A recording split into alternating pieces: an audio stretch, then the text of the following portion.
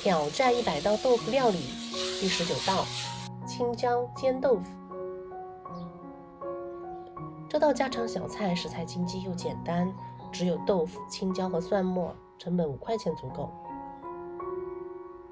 这不是嫩豆腐，外形像豆干，但是没有经过卤制，口感呢比嫩豆腐稍微硬一点。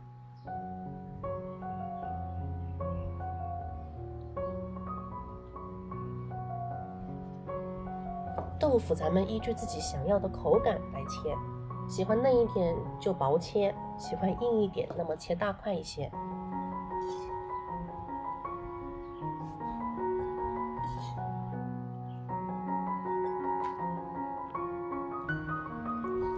这季节的青椒已经挺辣的了，切的时候呢，注意别碰到内壁，用手掌按住，从中间来一刀。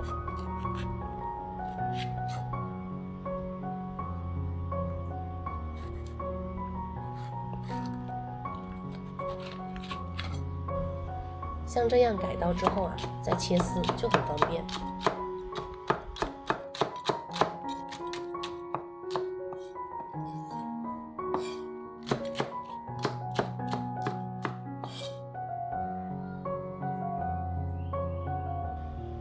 油热之后撒点盐，煎豆腐的时候不容易散。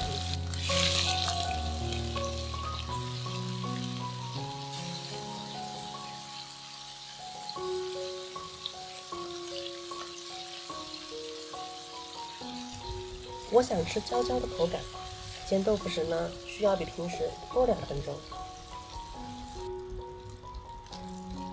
一面煎至金黄后，换另一面。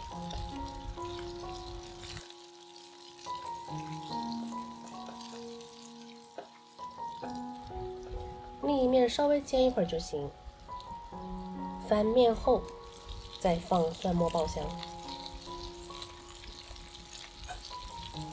油太少了，再来点。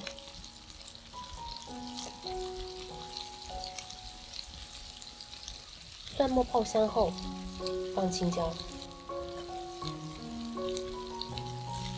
加盐、生抽调味。